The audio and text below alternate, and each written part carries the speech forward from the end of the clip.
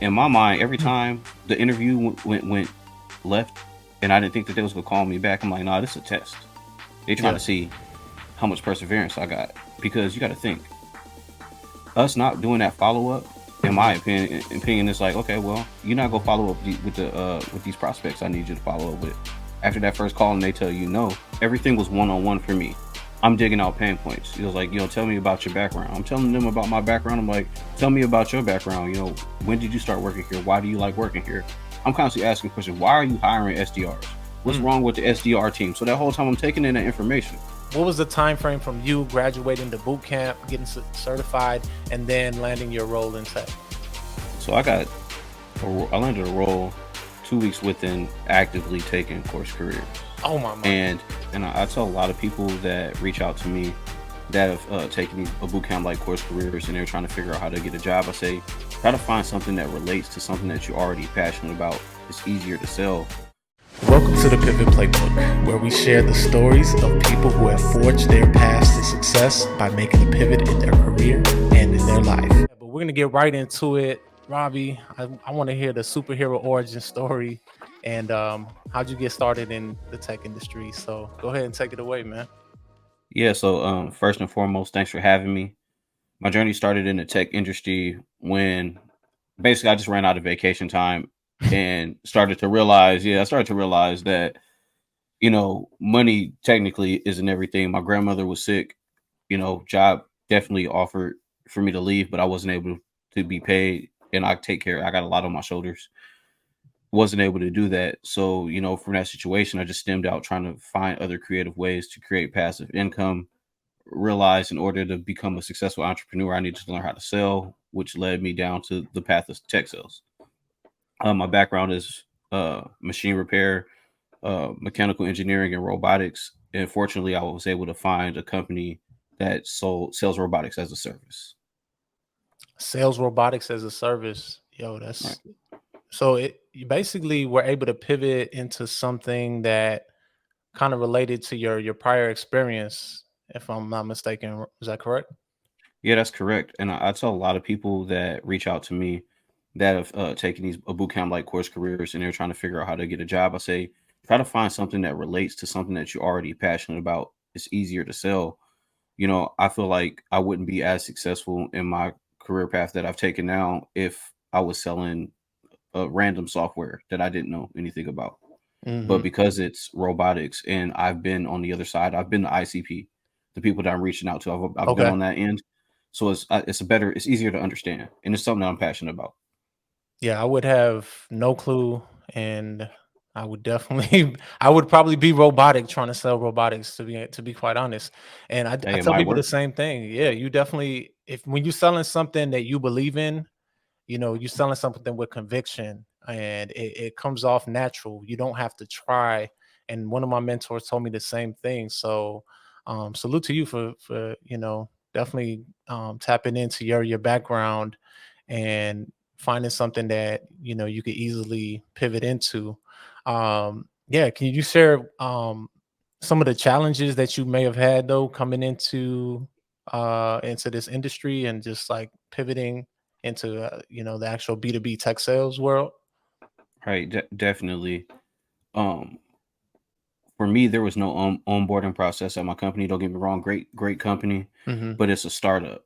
So I Mm. was pretty much thrown to the wolves, so to speak. Everything that I learned, I had to do by researching other closed won opportunities or even closed loss opportunities. I'm going through looking at old historic data. There was no training in that, but taking the boot camp kind of prepared me to deal with that situation. But there's definitely nobody's holding your hand through this process. Like it was all on me, and I wish that there was a little bit more guidance there. That was something that I definitely had to struggle overcoming. When your job is performance based, right? But Hmm. then you don't get any proper training, and you just left something that you were doing that was entirely different, right? I went from working on machines to selling machines with no sales experience. So tell me a little bit more about that. How did you, I mean, overcome that challenge? Was Oh it yeah, something man. that you had to kind of go out and research on your own? Did you have to get a coach, a mentor, trial and error? What was that like? A little bit of both. So trial and error for sure. I'm Mhm. reaching out to other people in the company and I'm just learning from them, soaking up as much game as possible. Right. And I'm also looking at other ways that people are selling. And but I like to put my flavor on everything. So for me, it's not really considered selling. I'm passionate about what I do. And I'm genuinely looking to figure out how I can help these people. Right. So when I'm calling, I'm asking questions. Hey, I was just on your website. I noticed that you do fast moving consumer goods. Just curious if you are uh, fell off there, but Yeah.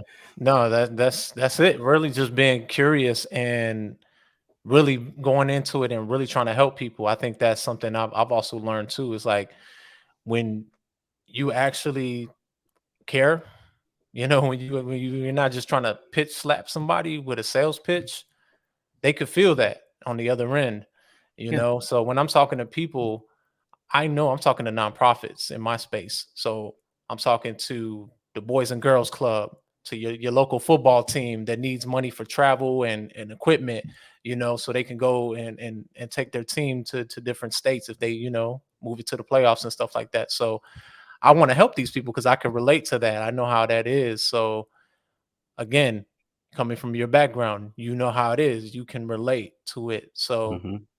I think a lot of people go in searching for these the hot industries, right? The fintech, Yeah. cybersecurity, right? I don't know. Do you come across that a lot with people who I guess reach out to you and either for like Yeah. advice and stuff like that? Yeah, I do, and I try not to be the dream killer. Yeah. But I do suggest, aim a little bit lower on that total pole, get some stripes on your collar first. You know what I mean? Mhm. Or definitely go for it. Shoot your shot. I'm a Yeah. firm believer in I'm going to ask you. You might tell me no. They'd be like, well, how much you want? I want 100K.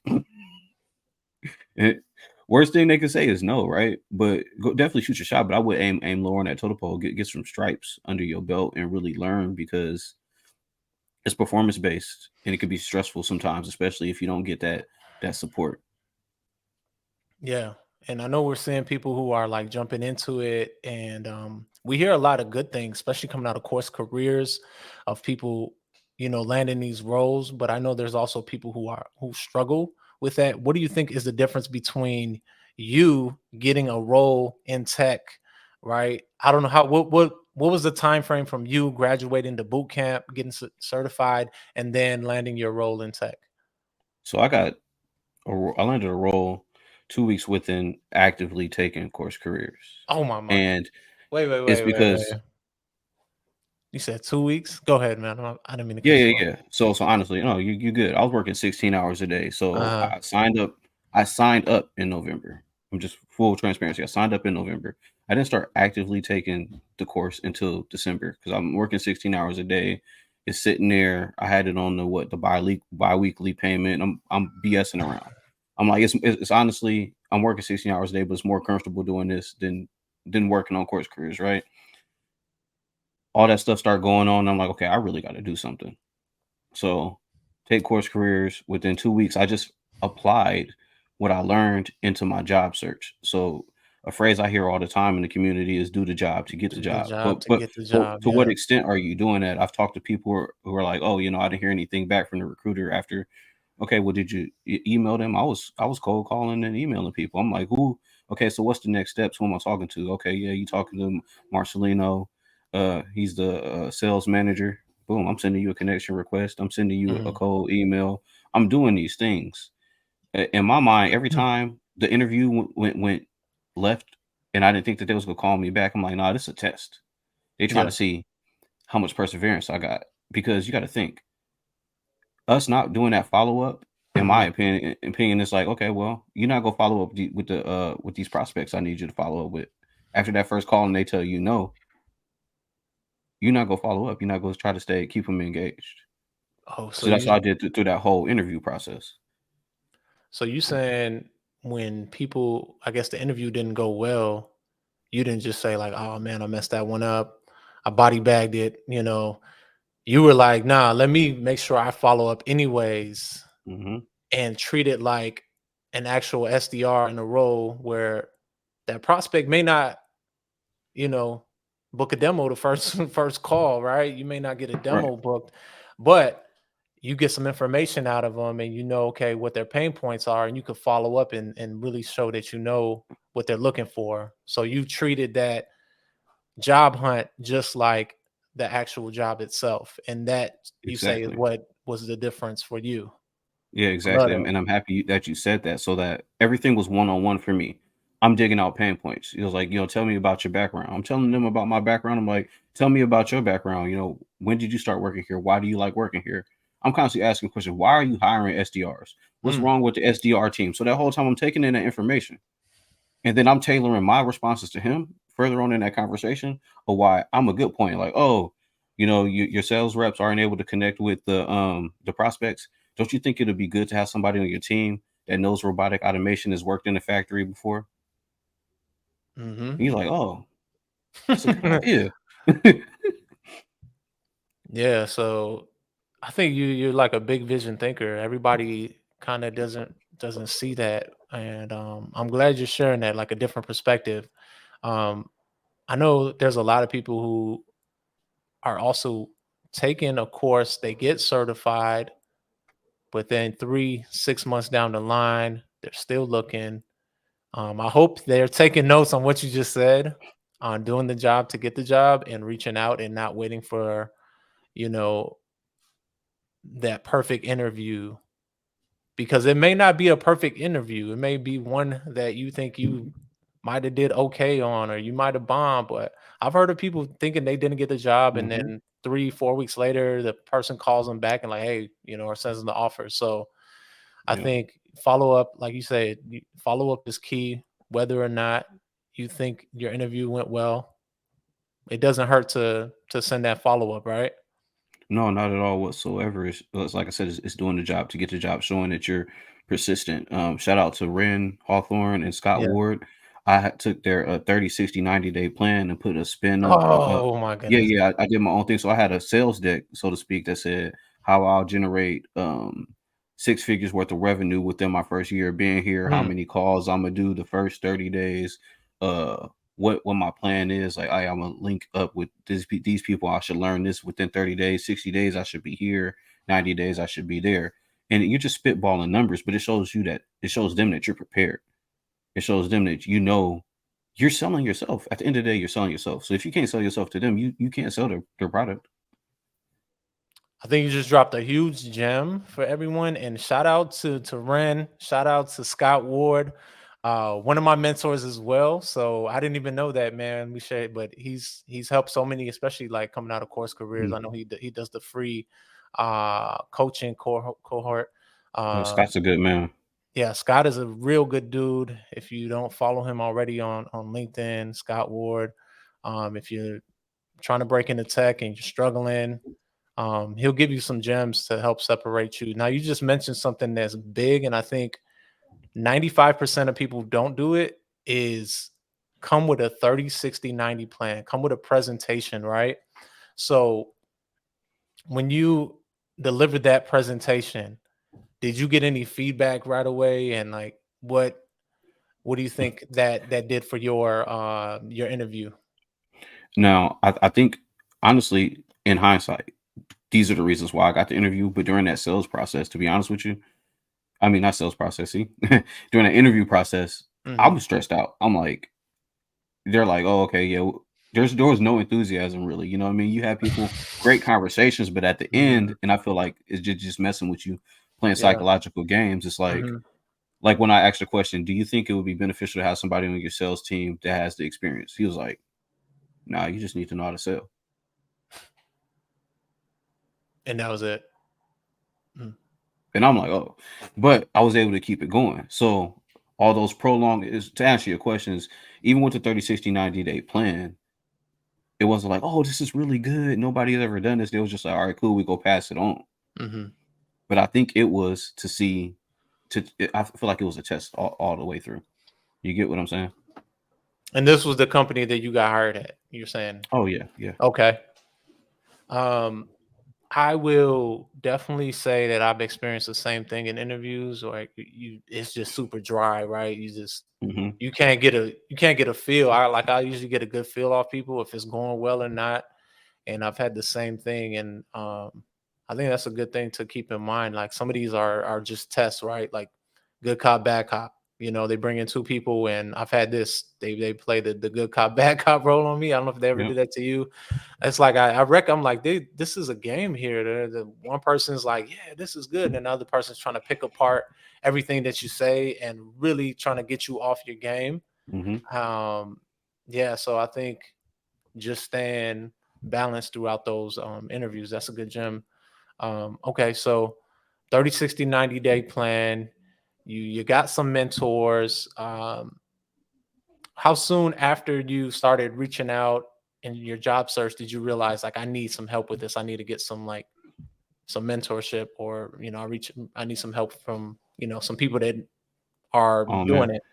I kind of did it all simultaneously. So I had reached out to. I think Wow. Ren was the first person I reached out to. She Hmm. was the only reason I signed up for the course. Okay. I signed up and I literally, just to be 100% honest with you, I didn't get a ton of help. Right, Hmm. Ren and Scott were there. I talked to Scott one day, and like you said, he dropped gems. I talked to that man one day and was hired the next week. I only spoke to him on the phone verbally one time. He dropped enough knowledge in that one conversation Oh, you for me spoke to to get a him on the job the next phone. week. Yeah. How did you get a phone call with him? I didn't get a phone call with him. I just Oh man, you jealous? He didn't respond back to my messages. I luckily got into No, the I think he's a lot busier now. I think he's a lot busier Yeah. now. But during that time, yeah, I think I was in course careers in November. I don't think Mhm. it was as big as it is now. And Yeah, good, it's just getting props to them bigger. because they're doing a ton of great work. Yeah. But during that time, they didn't have all the resources that they have now on the course, where they're helping you with the resumes and stuff Yep. like that. At this time, I think I don't even think Trent was on board at that time. So, all right, we're gonna pivot a little bit. Um, Now that you're in tech, where do you see your next steps going? Are you like staying planning on staying in this role a while? I don't know if you want to share that information, but or do you Yeah. have like some longer term growth plans that you're looking at? Yeah. So again, I work for a startup. I'm definitely looking to move up into maybe an AE role and take on a little bit more responsibility. But the overall goal Hmm. is to try to build something for myself, a personal brand similar to yours, where I'm reaching out and I'm teaching people and connecting with people who are business minded and entrepreneurs and want to share their roadmap to success, so we could help somebody get there faster. That's more so what I'm focused on. This is just to generate income to fund that, if that makes any sense. Absolutely. Money to me is a tool. Yeah. Me and my homie Luckner, we talk about, the SDR role because we both come from an entrepreneurial background. This is seed money. This is money that we could use to fund our dreams because prior to this, I had a fitness business and I was doing that all off, all, all of the strength of my back and really having to hustle. And I didn't have a base salary. That was my whole source of income. So we're in a place now. Tech is beautiful. It's a beautiful thing because now you have base salary plus you got commission. So if you really need to get it, you could hustle even more. But then now you have also the freedom to do other things and flexibility to pursue other dreams, goals, whatever it may be. You and I, we have a similar passion. You said for helping people. Right now, we're helping others, and that's another thing that we're able to do is we have time to do that. But if we're struggling, right, if we're working these long hours and holidays and weekends and all of that, I don't know how your schedule was like, but I did all that before. Mhm. You're not gonna have time and energy for that. So yeah, man, talk about I guess the work life balance. How was that like? You got a family, right? Oh I know you yeah, say you got a yeah. daughter. So I got a daughter and a son. One 7, one is 1.5, and it's Oh, like I congrats. said, I was working 16, 14 hours a day, 6, 7 days a week, and that's another thing that pushed it over the edge. It's like I had my daughter, took all that vacation time off to be with her, and all that time was literally 5 days, Mhm. right? Then next thing you know, we having her first birthday. She go from this to this, and I'm like, okay, I'm making money, cool, but I'm never here. What's the point? Mhm. I'm feeling and seeing the disconnect between how it was when I was didn't work as much and I spent a lot of time with my son. The difference between the bond of my daughter. Do you get what I'm saying? Like we're close I now, feel but that, at man. that I feel time, you know, that. you Mhm. don't. They love you, parents. They know that, right? But when you're not there all the time, it's two different things. Yo, I feel that it's like, and if you didn't catch that, it's like you're making money, but if you're not there, what's the point, right? If we're not there to, share experiences with our loved ones, what are we making money for? And to me, now having the freedom to have a more flexible schedule, to be able to travel, to be able to take my son to basketball practice, whenever he Right. needs me to, I'm there. I'm there for all the practices and all the moments, but also still able to financially provide. Um, that work-life balance is key. Is that one of the was that one of the goals or like one of the reasons that pushed you into tech? You know, that's definitely like a bonus ad, right? Hmm. Because if you really think about it, I could go work 16 hours a day and be confined to four walls inside a building all day.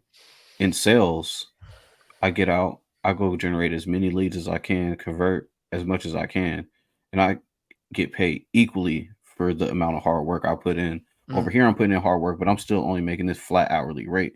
Hmm. Over here, it's like, okay, I hit my quota. Everything else is extra. I'm grinding hard for myself. That's my money. You know what I mean? I'm not necessarily working myself to death to generate that extra income. It's more so a mental thing. Don't get me wrong, it can be stressful, but it does give you a ton of flexibility. Now it's like, okay, boom, hit quota. I'm on pace. I got my pipeline filled. Let's go on a vacation. Let's go take some time off. Let me go. I could literally go get a haircut in the middle of the day if I wanted to. I couldn't do that Hmm. before. I'm going Yeah. 2.5 weeks looking like I'm panhandling on the corner. You know what I mean? Wolfman, yeah, no, Yeah, yeah, it's nice because we don't have to wait till like the weekends or late on Friday night to get our hair cut. You know what I mean? It's nice. You can go to midday on a Thursday or something and beat all the rush at the barbershop. It's a beautiful exactly. thing. I do. My barber, he's like, "What do you do now?" He's like, "You be looking so relaxed. You don't look stressed like you know." I'm like, "Yeah, I'm in tech." Is Yeah, this? exactly, exactly. It's a Mhm. blessing, and even like you said, you got time. No excuse to not go to the gym. I could Okay, plug so in, let's plug in the session. You know let's what I talk mean? about let's talk about the health and fitness, man. Um so you talk about the gym. Is that now was that something you were doing prior to tech? Do you f- were you always like into fitness? Yeah, talk a So little bit about that. so definitely just going to keep my cardiovascular up, trying to be youthful. Yep. But honestly, it was kind of the opposite. So when I was working, I was able because I was working the nights, so it's easier for me to get into the gym, sneak in there while nobody was in there. Now when I'm working daytime hours, when I want to go to the gym, it was a little bit more crowded, so it took a lot of adjusting. Honestly, put on a little bit of weight Hmm. because now I'm sitting down. Yep. I'm not moving as much. I'm not climbing the machines and touching robots. Now I'm sitting down, Okay. locked in, making calls, and I had to get used to that to actually get up. Like I had reminders like, dude, 15 minutes. You got to get up, get off there because I'm in this. I'm guilty of being a workaholic, right? If you told me my quota was 200, I'm giving you 210. But Hmm. before the middle of the quarter, right? That's just my mindset. So then Yep. I lock in, and I'm guilty of neglecting everything else. You know what I mean? Like you said, I'll be sitting here looking like a wolf man until I hit my quota or go to the gym. So it's kind of different for me. It was more easier for me when I was already active to keep going to the gym than to switch everything, pivot, so to speak, and then try to get back in on a different schedule. I was using it as an excuse not to go. Yo, I could feel you. And then like initially when I started, same here, man. The sitting at a desk, sitting down, and like when I get in my zone, I stay. I look up. I'm like, damn, I've been sitting for like 2 hours straight, and I didn't even like get up and once and stretch. Sometimes longer. Um, so what are some things that you are doing now, have you found ways to like be a little more active and Oh yeah, or boom. is that still a I struggle talked to right my now? supervisor one day. I was like, "Oh, feel free to tell me no and tell me it's a crazy question, but is it cool if I dip out at like 11, 12, and just hit the gym and then come back?" He was like, if you hitting your numbers, I don't care what you're doing." Yeah. I'm like, "Wow." Before I couldn't even like we had to eat lunch at the facility. So if I forgot my lunch or something, I can't go nowhere. Now it's like one of the best things, like you said, having this flexibility. I took my wife, we went to brunch. Mhm. I would have never imagined that. You know what I'm saying? Like to go to brunch. Like we went to brunch. I don't even it was just On a cool. work day, right? You On a saying? work day. On a work On a day. Like, work hey, day. you know what? Yeah. Let's go to brunch. Let's go. It's I mean, Like as long as you're that hitting was your that was a foreign numbers, yeah. concept to me. So what is your day? Do you have okay. One question a lot of people I guess ask is like what's a day in the life of, an SDR? Do you have a Yeah. set schedule? Like talk about from the moment you come in to like the moment you're done. Well, how does that look for you? Oh man, I'm gonna be fully transparent. So before it was I work for a startup, so it was a lot more relaxed, right? You just come in, you hit your quota, make sure your activity is cool, they don't bother you. So like I said, I'm a morning person. I get up, first thing I'm doing, I'm responding to inbound leads, start prospecting, getting some pieces put together on who I want to do outreach to. Then I'm doing all my outbounding from 9 to 11, almost 12, right? Calling as many people as I can. Uh Listen, I'm a more of a quality over quantity person. So I'm scoping out people. I'm literally done with my day before 2. Everything else is housekeeping, cleaning up the CRM, or Mhm. doing some extra prospecting so I could dip out. Unfortunately, now we do have a 200 call a week minimum, and that's small compared to I mean, not 200 calls a week. I think I just said a week, Yeah. but that's very small compared to a lot of Mhm. places. Yep. Please do not get confused, people. That I always tell people when I talk to them, and I tell them that I got hired in 2 weeks. I'm not doing a lot of stressful stuff. We are outliers. You might Yeah. get to a place where it's extremely different. So don't fall for the facade of I'm a work remote and be on vacation every day. It's not like that all the time. No, you just said that you lock in and you focus and you hustle. I mean, Hmm. I'm the same way. I get up first thing in the morning. I'm I'm turning the laptop on. Right. 6. I'm up. When I first started, I was getting up at 5:30 a.m. every morning. Not every day anymore. Not every day, especially now my workout schedule is different. I've been working out at nights some days. It's hard to get up early. But yeah, if you really lock in and hit those activities, your end of the day could be a little bit lighter, and then you can focus on, like you said, the maintenance, keeping things clean. Right. That's important. So yeah, I think that's a good strategy. Do you okay, so 200 calls a week, that's about what, 40 a day? Yeah. Yeah. About 40 a 40 a day day. is are I you try to do 50 and get the Friday off. okay? Nice. Is it like inbound leads? Are you doing outbound, mix of both? What does that look So like for we're you? technically like graded on outbound work. We do get inbounds, Okay. and I call that overtime for me, or bonus, right? Bonus, yeah. If I could get a quality inbound, it still count for my quota, but it don't necessarily count for my activity metrics, if that makes any sense. So Okay. Yeah, no, like I absolutely. can't go through. Let's say we don't get this high amount, but let's say I had call volume. You estimated it to about 40 calls a day. I can't go make 20 inbound calls and count that to my metrics. It has to be 40 outbound calls. Mm, Emails, a lot of that stuff is automated. I'm sending out a ton of emails a day. So I mean that's it's not really something that we look heavy into. It's mhm, more so like how many MQLs are you generating and how much outbound work are you doing? mm, But you stay under those principles of just getting up and doing. If you get up and do what you're supposed to do, there should be no problem. And you're learning as you go. You want people to answer the phone and tell you no. You want them to give you objections because you should be taking that in and learning how to pivot around those, right? If you're afraid to pick up the phone and you know that now the sales may not be the best thing, But I promise you, if you get up, you pick up the phone and you just get it over and done with, you'll be doing 40, 50, 60, 70, 80 calls a day and like clockwork. You get up, you're like, oh, I'm at 20 already. It's not even whatever time yet, Mhm. right? Some of them do need to be strategically timed, especially have Yeah. somebody that's on your target list that that's not going to answer the phone in the morning. Maybe you need to start trying later afternoon, evening calls. But as you said, if you get up and you get your work done and you take care of you first and your responsibilities, it leaves no room for them to point out flaws and errors, if that makes any sense, because you're trying. My philosophy is if I give it 120% every day, the one time I'm not able to, that extra 20% that carry over will make up for that. Okay, so you didn't have a sales background, right, coming into this? Mm-mm. How long did it take you before you felt comfortable on the phones and just cold calling people, reaching out to new prospects? So I was flipping mobile homes before this, so that wasn't yeah. That wasn't foreign to me, and I Oh, also you was worked in on the the call center before. So did you do a mobile home university course I for that? think so. My dad took uh, I forgot. I think it was like virtual something. I don't know.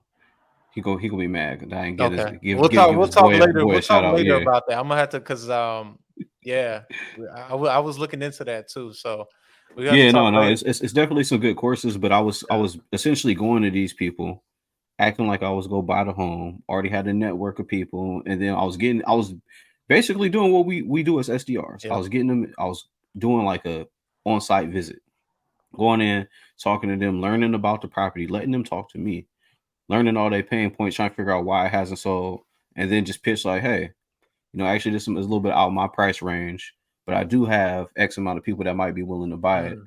If I could give you that price, would you be willing to work a deal with me? You know what I mean? And then I'll give them whatever that we agreed upon to keep whatever off the top. Okay, so you was doing door to door sales essentially. Yeah, essentially. Yeah. No, I was gathering leads on LinkedIn, so I'm prospecting. I'm doing all Yeah. this stuff. I mean, not LinkedIn, Facebook, Yeah. beforehand.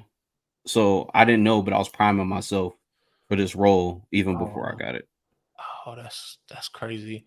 And I think like there's a lot of people doing things that they may not even consider sales Hmm. or like the job of an SDR, but they're already developing skills. I mean, me, for example, coming in from the fitness background, I was having to prospect and I was doing qualifications when I talked to people, uncovering their pain points, why haven't you been able to lose weight before? Okay, you worked with this and this other fitness person, right? What are some of the things that worked? Why didn't this work for you? So a lot of these things in this role without even knowing, but it's just about taking the time and framing that, because that's how we can tell our story in our interviews.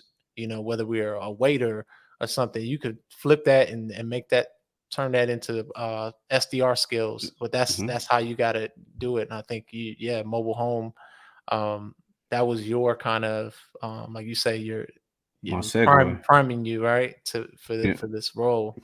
Oh, that's cool. I didn't even know that, but I definitely want to chop it up with you about Yeah. the mobile home stuff. On another note, um, yeah, took me back. I'm like, where were we No, there? no, no. You good. I want to You touch on that. Like, it's a great thing that you're going down that path because that's something that you need to do in interviews, and that's why I said ask them questions. Every time they ask you a question, ask them a question, and try to uncover their pain points, and then just relate it to something. Even if you don't have that sales experience, be like, mm, well, during my time as a waiter, I did this, and that's how it relates to whatever they told you that the SDR team was lacking. Like, we just don't have any motivated salespeople. mm, Tell them why you're motivated, related to something that you've done in the past, because you're selling yourself. It's yeah. not that not everybody can sell, but you don't need to know tech to do tech sales. You Say it need to again. know how Say it to again. Say it again. you Say don't that again. need to know tech to do tech sales. Mm, You need to learn how to sell, and you need to sell yourself. If you can't sell yourself, you can't be on the sales team. Why would I hire you? If you can't convey to me why you're a good candidate, you probably can't convey why this is a good product to buy. Because if you don't know yourself good enough, how are you gonna know this product? Yo, Ravi, man, this has been a dope conversation, and I know we're gonna have to do it again. Um, but yeah, man, I want to get into this final question, man. What's one thing that you want people to remember about you, whether it's your family, the legacy you want to leave? What's one thing you want people to say about you when you're no longer in the physical? I told my wife this a while ago. I just want to be known as the guy that gave away all the free game. If I know it, you'll know it. And if I don't know, we could go find out together because I feel like I was put here to help people get to wherever they need to be. Even if I'm not there myself. You know what I mean? It's I think I told you this before, my ceiling is their floor. And I feel that way about everybody that I interact with. If I could give you a piece of advice that gets you from here to here, my job is done. Love that. Love that. Because what's what's knowledge if we're holding on to it? It's not something that we need to hoard and think that knowledge is infinite, right? Hmm. There's only a limited amount of stuff we can learn, you know, in our lifetime, right? Why are we holding on to that like it's something that we can't give away because we're always going to have more to learn. I mean, Right. unlimited amount to learn. You know what No, I I meant? get what you're saying. Yeah. So definitely, man. So, what's one way people can connect with you if they want to, you know, learn a little bit more about what you do in terms of the robotics things, if they're interested in that, or if they're interested in getting in tech sales. What's the best way for people to connect with you? Yeah, just connect with me on LinkedIn. That'd probably be the best way, especially I'm active all the time on LinkedIn. I do get distracted working, so I'm not really heavy on all the other social media platforms, but I'm constantly prospecting on LinkedIn. So just tap my inbox. Yeah, as they say, IG. What is it? IG is for the honey. LinkedIn is for the money. Is that how it goes? I don't know, maybe that's why we balling out right now. That's what, yeah, man. Since I've gotten in tech, man, I've shut down IG and I've just been Oh on man, it's a LinkedIn, blessing. It keep you focused, and man. it keeps me focused. Yeah, like my feed is filled with people who are on the same wavelength. There's no toxic Hmm. energy in there, and it's a beautiful thing. Yeah, that LinkedIn is definitely a game changer for sure, man. Well, Yeah, Ravi, LinkedIn is gold. You gotta yeah, tell everybody to beef up their LinkedIn too. If you're looking for a job, yeah, that's your resume, your digital resume. They go see that before anything. yeah. Scott told me he was like, somebody asked in one of the workshops was like, what should we do with our resume? Scott took like a piece of paper, balled it up, and was like, "That's your resume." He's like, "You need to focus on get your LinkedIn game, get your 30, 60, 90 plan together." Yeah, you know, I'm telling you, great man. You gotta have them on here one day, hopefully. yeah, yeah. And what I mean, besides Scott, any other resources for people looking to break into tech that that you would recommend if they're looking to pivot from anywhere, they don't have no tech background or experience? Scott, Ren, Mhm.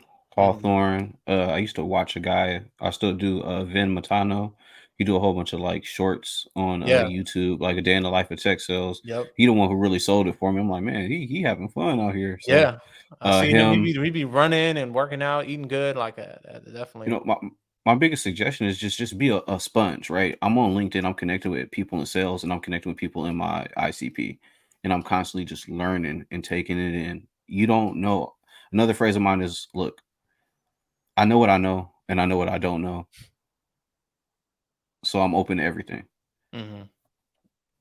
because even what you know could be wrong. At the sky is only blue because we all agreed that we called it blue. So, Unless you're colorblind, right? It's not blue. hey, they They call it see a somewhere different else. colors, right? No, I'm just saying they call it something else in a different country. We just all agree that it's blue, right? Yeah, yeah, absolutely. So what do you really know without asking questions? Yo, make sure y'all hit up Ravi. The man is full of gems, and especially y'all is like looking to get into that. what is it called? Robotic tech? What's the field? What's the actual name of the Robots vertical? as a service. It's just like SaaS. So instead of Okay. software, it's robotics as a service. A Robotics flat as a hourly, service. yep, flat hourly rate for robotics. We take care of all the headaches. Yep, hit them up. And yeah, man, it's been a pleasure chopping it up with you, and we're gonna definitely have to do it again. And y'all know what to do. We'll be back with another episode. Stay tuned. All right, peace.